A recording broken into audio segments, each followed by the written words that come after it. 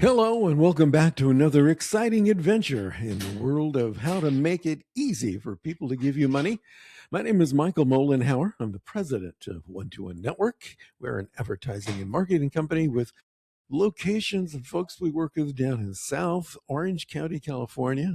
Hi to all my friends down there in Laguna Beach and Dana Point, and also in South Utah around St. George and all those great areas. I have a great special guest today. His name is Steve Rich. He is a best-selling author, keynote speaker, marketing strategist, and a master guerrilla marketing trainer. Hi, Steve. How you doing today? Doing great. We're gonna. Thanks. That's it. Thanks for Steve for being here today. That's great. Before we get to Steve, I do want to give a special mention to some of our show supporters. Melinda Goodwin of Finish First Medical. Melinda is the host of the Embrace Womanhood podcast and the 2026 Year of the Woman events held each month in Southern Utah. You can visit eventbrite.com for more information on the Embrace Womanhood events.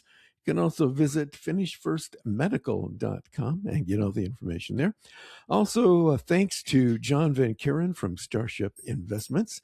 John has one of the most unique financial strategies and podcasts I've ever seen to benefit individual investors. His podcast is called Phoenix Rising, From Ashes to Assets. You can check him out online at starshipinvestmentsinc.com. And now, back over to our friend Steve Reich. Steve Rich. How you doing today, Steve? Doing good. Yeah. There's a little bit of noise in the background. Is somebody baking or cooking something where you are? It's kind of bleeding through. There's some sound bleeding through. I hear. Do we need to feed the dog or what's going on? Oh, that is the dog. Oh my God. I can't believe. I love live, unfiltered radio podcasting. How exciting.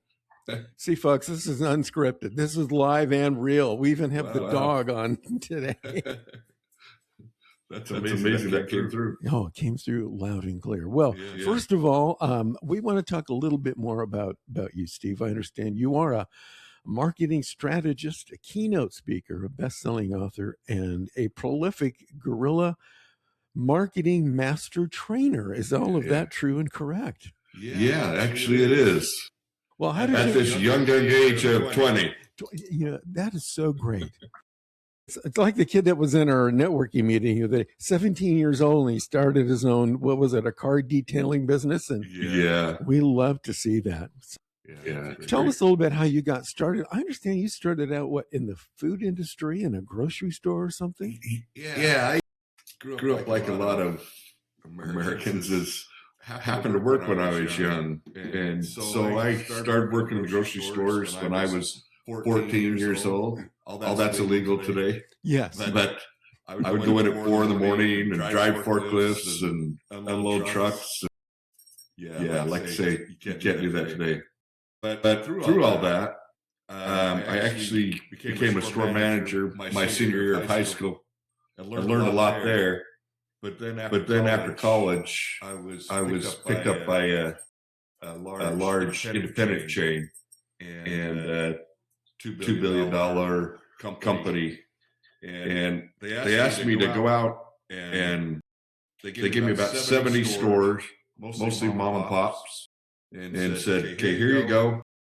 Go improve their sales, improve their profits. And by the way, they don't have any money. And that's one of my clients. Yeah. I work with those guys. So it was a lot of fun. And I'd read Jay Levinson's book on guerrilla marketing in college. And that was honestly how we did it. We created events. We created free or close to free reasons for people to go into those stores and have fun. And it was neat that first year, the stores I was in charge in averaged about a 38% increase, where a lot of the independent bigger stores were just trying to break even. And through that, my name kind of got out there, and a lot of the bigger stores wanted me to work with them. And our CEO came down and said he was going to shake up the world at the time. And he just said, hey, I know it's going to be a shock, but I need you to be my vice president of marketing. And I was like 23. There was a lot of guys that had been at the company longer, but we jumped into it, and it was not easy, but it was a lot of fun.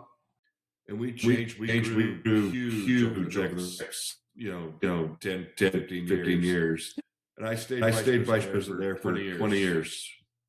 Yeah. And then I started my own gig. 20 years. So I guess they kind of liked you. So the new gig, did you go out on your own? How did you start? Did you write a book? And then people went, wow, the Steve guy, he's awesome. It was actually just a little bit different than that. Because we had such good success, they had me go on little speaking tours across the country and teach other retail stores, grocery stores, others, kind of what we did. And here's a neat thing. I was in Chicago and I did this presentation. And after the presentation was over, went out the hallway and collected my thoughts and pulled my stuff. And this lady came up to me, started quizzing me really tight on guerrilla marketing because I brought that up. And then one of the questions she finally asked me was, didn't Jay's wife co-author some of the books? And I said, yeah, Jeannie did. She goes, hi, I'm Jeannie. And I was just so glad I remembered her name. But she got me hooked into guerrilla marketing and really started having me attending things where some of my heroes, Seth Godin would be there, and some of these other authors, and there'd just be 10 or 12 of us, but it was awesome. And pretty soon they kind of inducted me in, so I'm one of 13 master trainers for guerrilla marketing in the country. Wow. And we get together about once a quarter on a Zoom and share notes, share ideas. And anyway, so that's how I got tied into guerrilla marketing. But after that time, Jay was getting old and he was having some health issues. And as he passed away, Jeannie came and asked me if I would consider taking a script that he put together of 92 chapters, adding a few to it, and then see if we could publish it. Yeah. And so I did. And then she sold chapters to other marketers who wanted to be in it for like 10 grand. Oh. But it was neat to put that all together. And then it went bestseller in like 3 days. And so Jeannie had me go down and get the Quilly Award and all that. But 3 days. It was neat to be a part of that. Wow, 3 days. How come it took so long? 3 whole days. Yeah, exactly. For marketers, you'd think that they would have done two or one. What's the deal here? That's pretty exciting. So, Steve, I know that you've got a lot of popular topics that you speak about and work with people on, including things like how to triple your word of mouth referrals, the guerrilla approach in today's market, positioning your business for today's customer, and rapid results marketing. But first, I want to talk about how you're going to teach us how to triple our word of mouth referrals. Ready, go. Go. Honestly, the first thing I tell people sounds a little bit off, but let me tell you, those years I was the vice president, because I was so young, I really wanted to be the best vice president I could be.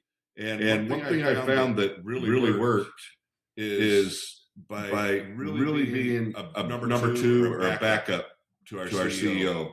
Now he was much better known to me, much more respect, much more. However, I found if we go meet with Kraft Foods or Procter & Gamble or somebody, I'd go in like 10 minutes early, and I would set the stage for him to come, and I'd, hey, can we get Mr. Parkinson a pad of paper, some water, and then I'd tell a story about something he accomplished. about maybe how honest he is, some of the brilliant things. He pulled off this Class C stock with the feds that made us be able to buy out a whole bunch more chains. A lot of different things that he accomplished. So as he walked into the room 10 minutes later, he was almost a hero, right? Yeah. And people, and that brought us a lot more money from those guys, as well as opportunities.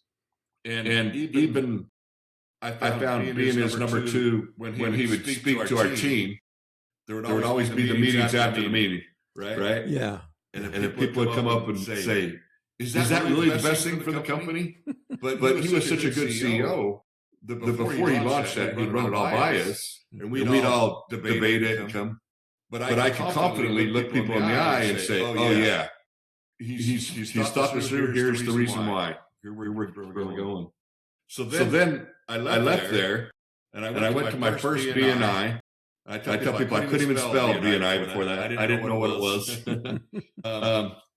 But people started asking questions about marketing, and I'd done everything from shoot commercials to SEO to web pages to everything. And I found myself that I could help them really quick with a lot. But I also didn't want to come across as this cocky know-it-all type guy. And I remember thinking, I wish I had an executive vice president who could have told them about my experience, and also that when I tell them or give them this stuff, I'm not expecting anything in return. I'm not going to send them a bill or anything. I just want to help. But as I looked around the room, I thought everybody here could probably use somebody to do that for them, and especially the honesty thing, right? You and I have talked about that before. Yeah. Nobody can tell somebody they're honest, because that sounds dishonest. Right.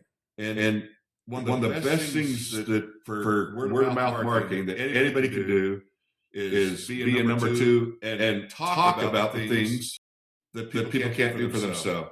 I mean, don't fake it. Don't make it up.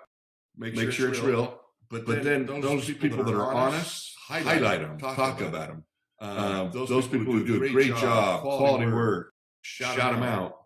I always talk about how they talk about it takes a village to raise a kid. Yeah. Today it takes a village to raise a company, because PR is so, and word of mouth is so important. And so that's first thing they can do is they're so worried about getting all their own posts and their own recognition out there. If they just took a half a breath and highlighted these other companies, these companies would want to find out about them and want to share about them. Yeah, that's a great strategy. And yesterday in our other meeting, we talked about that that video that you and I have both seen. That is a testament to second person advertising and marketing or endorsing. And there's a guy, I'll let you fill in the blanks, but there's a guy who was attending a concert. Where was this concert? Was it in New York? I think it's in Seattle, but it's Sasquatch Festival. Yeah. So there's this guy there at this concert. He's kind of up on the hill, and the music's jamming. These guys are rocking out. And this one guy gets up and kind of goes to the front of the crowd and just starts dancing, and he's passionate, he's moving, and he's grooving. And the rest of the crowd is just kind of sitting there going, yeah, whatever. But all of a sudden, his passion infects some other guy who also gets up and he starts dancing next to the first guy. Well, he was kind of the catalyst to spur everybody else to get out of the crowd. And I guess the technical term is, it's like a second party endorsement. So the most important person is your first follower. It's not necessarily you. It's the first follower that kind of gets the crowd going. And that's the second party endorsement. I'm thinking, oh my gosh, there's a guy that totally gets it. And that's what it's all about. It's to get that second follower. It's an incredible marketing tool. And so many people say, how do I get that? And what I tell them is ask themselves, how can they be that first, right? How can you be that first follower for a few people here that you respect, do you know do a good job? And then if you do that well, those followers will come after you. Yeah, that's true. Yeah. You also hit on another thing why it's important to have like the first second follow or whatever you want to term. I call it like a third party endorsement. But you mentioned like the word honest and things like Yeah. that, and you can't tell anybody that you're honest. I know in both a couple of the books that I wrote and in my marketing seminars, one of the things I do is I try to let people know that you can't tell people you're honest. If you have to tell somebody you're honest, that means you're not. You can't say you, and you also can't say, trust me, I have honesty and integrity. Well, that means, okay, next. I definitely can't trust you, because if you have to tell somebody you're honest, that means you're not. However, if you can get another person to endorse you and say, oh, yeah, Steve, he is as honest as the day is long, now it's got some power. So it's that second person endorsement that really makes your word of mouth marketing effective. It's incredibly powerful. And as you look at there's some trades that have maybe in the past had some dishonesty that some of us question before people even get started. But if we find somebody great in those trades, that's one of the best things we can do for them is step up and say, this is an honest car repair guy. Yeah. You can count on him, or whatever it is. Yeah. Yeah. So if it's Honest John's car repair on the sign, that means check your wallet. That's right. Before you go in there. Yeah, that's pretty incredible. That's one of the words for those of you guys who are into, I find in marketing and sales, in the English language, there's 30 words that sell. There's 24 words that unsell. There's 5 deadly words you should never use. A couple of them are honest, integrity, and value, things like that, because they're overused, and you can't tell anybody that you're honest. Here's the other one, Steve, and I think you'll like this. So I was doing some marketing for a hospital, and they had this big campaign called the We Care campaign. And I talked to Mary, the marketing director for the hospital. She goes, "What do you think, Michael?" I go, "Oh, this is horrible." She goes, "What?" I said, "Well, Mary, let me ask you this question.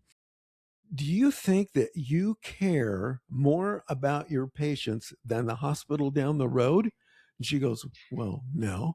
I said, "Well, if you can't prove it, don't say it, because you can't prove that you care more than the other guys."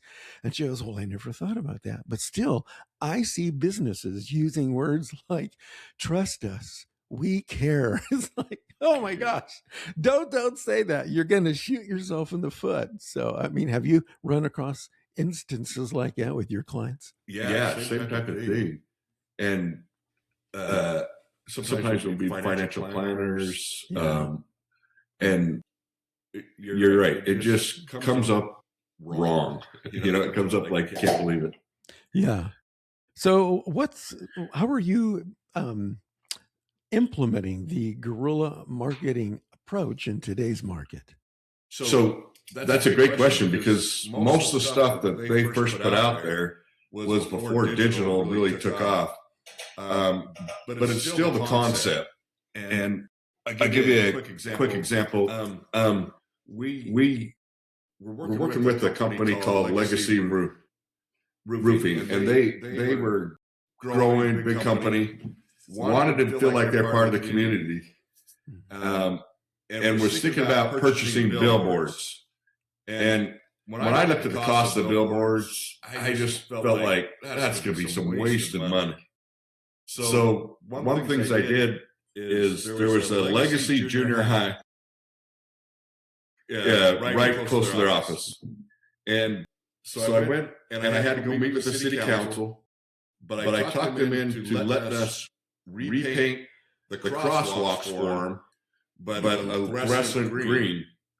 And for Legacy Junior High, but also sponsored by Legacy Roofing, which also happens to be their colors. Yeah. And the cost of that was $300. And average billboard in that area is $2,000 a month, but you have to at least commit to months, and this is ongoing. Plus the parents would bring it up and talk about it. How Legacy cares about our kids, and it ties in. So those are just little things you can do in the community. One of the funnest things I've done is I had a pretty good relationship with the TV stations from back in my grocery store days, because we would purchase a lot of TV back in the day. Yeah. And one thing I found is if I can get free TV that's not a commercial, that's part of the news, part of the program, that's powerful. And so one of the things I did a lot of was Guinness Book of World Records. So there was a bakery there that had been around for a while, been around so long that the building kind of looked old, and people kind of were fading off to the new Krispy Kremes or whatever came along. Well, we went in and I talked about, okay, let's spark everything up. But then I said, we got to measure the oven. They're like, why? And they were known for eclairs. I said, we're going to do the world's largest eclair. And they were like, how big do we have to make it? Well, luckily there isn't one before, but still, it better be pretty big. Yeah. So we made this world's largest eclair, and I called Guinness and said, we fly into town, and they said, no, unless you have media. So then I called the media and said, Guinness is coming. Are you guys going to be there? Oh, yeah, we'll be there.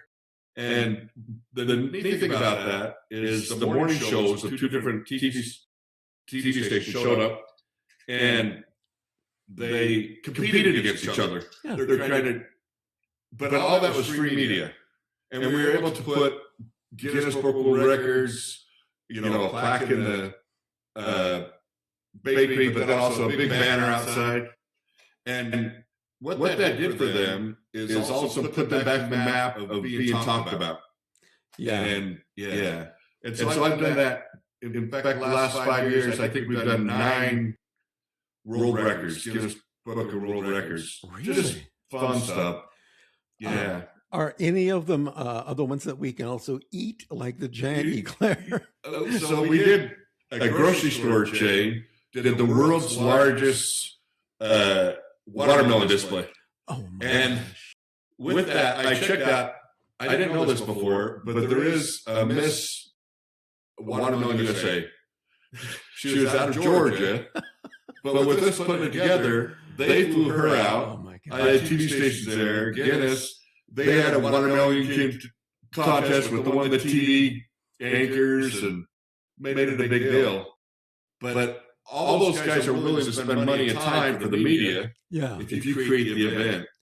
Wow. So, hey, I have an idea. Why don't you and I create an event for the world's largest lobster roll, and then we'll go and Judge them. and we will be the judges. Okay. I love it. Set that up. I want to be a part of that one. Yeah. That's a great strategy. Well, I'll tell you a fun one. Just about 4 months ago, I had an author who was coming out with his second book. He wrote fantasy. So we rented this park and had a bunch of events in it, but had people dress in period costumes. We got the college to come down and do little mini plays about acts from the book. But we also did the world's largest balloon sword fight. Oh my gosh. So we made like 780 little balloon swords. But people were coming and laughing, and media was there.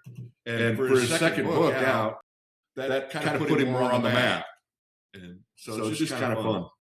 I love stuff like that. I saw one that touched my heartstrings because I'm also a musician and a guitar player. And I saw somebody put on an event in a football stadium, and it was the world's largest band all playing Smoke on the Water at the same time.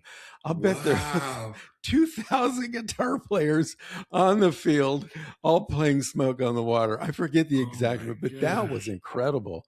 I would have loved to have been there. Oh yeah, me too. I would have loved to participate. Yeah. Those are great. So are those some things that even a small or a local business can try to implement for their business? Yeah. And they just need to plan it out. One of the things that helps, in my opinion, I used to put out this calendar called Smart Plan. Yeah. But all it did was go through and every single day, there's at least 8 to 10 national days. Yeah. Like today could be National Cottage Cheese Day, National Support Your Veteran, National Medical. But I put those type of things out there. For me, when you jump on and grab something like that, it's something your competitor's not going to do. And it's different than Christmas, Halloween, Valentine's, where everybody's going to do that. I'll tell you, back when I was with the grocery store chain, Super Bowl is the second biggest holiday for food. Yeah. Next to Thanksgiving is what people buy. And I was looking at all our competitor ads in the states we're in. I was like, what could we do that would just get a little bit more than our fair share of the business? And all the marketing, all the ads are the same. You know, a football and grass. But I happened to notice the day before, the Saturday, was National Kazoo Day. And so all we did is we did the Super Bowl. First 200 get a free kazoo. Wait a minute. Location. The Kazooper Bowl? Kazoo Bowl. Oh my gosh. And it was genius. That. And a lot of people say, well, that was kind of cheesy. But this is a $2.5 billion company. Yeah. So when we were up 34%, that was like $20 million. Yeah. In increase in 1 week of business. And so, wow. It worked out great. That, and we had fun of it. We said you can't play the kazoos in the stores, but play it as loud as you want in the car ride home. I think that's great. And you touched on a principle that is near and dear to my heart that I've mentioned several times on the show. And that is, regardless of what industry you're in, if you're a small local business or a big business, the thing to really set you apart in the market is you've got to have a unique selling point. And I always tell all my clients, what's your USP? What's your unique selling point? If you don't have one, you probably shouldn't be doing any advertising and marketing until you find out what it is or you create one. And what you guys did, you created your own unique selling point that set you apart in the marketplace, created some buzz, and talk about word of mouth advertising, or should it be word of kazoo advertising? That's incredible. That is so amazing. And anybody can do something similar to that with their own local business. Let me ask you a question. With your experience, don't you see that a lot of companies, when they first start out, they try to be like all their competitors. It's almost like they're trying to be me too. And it's not till the 5-year point they realize, oh crap, I should have been different. Yeah, absolutely. In the last minute we've got remaining, I'll tell you. So I spent a lot of time hanging around a guy named Mike Ferry, who's a big real estate trainer, and his son is taking it over now. And one of the things I learned from him in attending and promoting some of his seminars in the olden days was, and I love this, he would stand up in front of a group of realtors and go, okay, so here's one of the keys to your success. Look at what everyone else is doing, and then don't do that. Because they're all doing it wrong. And you can't do that. So Steve, we got about 10 seconds left here. Give us, how can we get a hold of you if somebody wants to set up an appointment? My text me or call me is the best. What's the number? 435-705-0341. I'm sorry, 0741. Yeah, do that one more time. Sorry. I changed my number about 2 weeks ago. Well, stop it. Doesn't roll my lips like it used to. Do it one more time. We got 10 seconds. 435-705-0741. Good. We want to thank Steve. Thanks for being my special guest today. Thank you, Michael. I'll see you guys again next time with another exciting adventure in the world of how to make it easy for people to give you money.